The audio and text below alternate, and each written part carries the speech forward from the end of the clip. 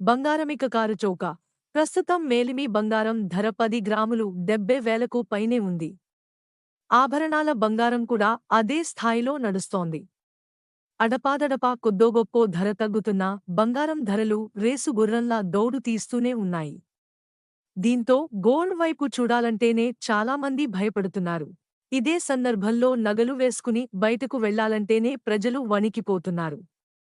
ఈ పరిస్థితుల్లో చౌక ధరల బంగారాన్ని ప్రజలకు అందుబాటులోకి తీసుకొచ్చేందుకు కేంద్ర ప్రభుత్వం యత్నిస్తోంది. నవశకమేనా? 24 క్యారెట్ల మేలిమి బంగారం గురించి మనకు తెలుసు. ఆభరణాల తయారీలో 22 క్యారెట్లు, 18 క్యారెట్ల బంగారాన్ని వినియోగిస్తారన్న సంగతి కూడా విదితమే.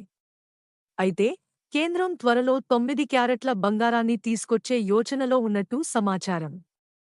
ఈ మేరకు బంగారు నగల వ్యాపారులతో కేంద్ర ప్రభుత్వ ప్రతినిధులు తాజాగా భేటీ అయినట్టు జాతీయ పత్రిక మింట్ ఓ కథనంలో వెల్లడించింది. ఎందుకు తీసుకొస్తున్నట్టంటే బంగారం ధరలు తారాస్థాయికి చేరడంతో దొంగలు తమ చేతివాటం చూపుతున్నారు. ఎన్సీఆర్బీ గణాంకాల ప్రకారం 2021తో పోలిస్తే 2022లో దేశంలో గొలుసు దొంగతనాలు 32.54% పెరిగాయి. దీంతో చవక బంగారంపై వినియోగదారులు ఆసక్తి కనబరుస్తున్నట్టు వ్యాపారులు చెప్తున్నారు. ఈ క్రమంలోనే కేంద్రం 9 క్యారెట్ల బంగారాన్ని తీసుకొచ్చే యోచనలో ఉన్నట్టు సమాచారం. ధర ఎంతుండొచ్చంటే 9 క్యారెట్ల తులం బంగారం ధర 20,000 నుంచి 30,000 వరకు ఉండొచ్చని నిపుణులు అంచనా వేస్తున్నారు. 24 క్యారెట్లు, 22 క్యారెట్ల బంగారం నాణ్యతను ధృవీకరించేందుకు ఉద్దేశించిన హాల్మార్క్, బీఎస్ఐ ముద్రలు సైతం ఈ బంగారంపై కూడా ఉంటాయని సంబంధిత వర్గాలు తెలిపాయి.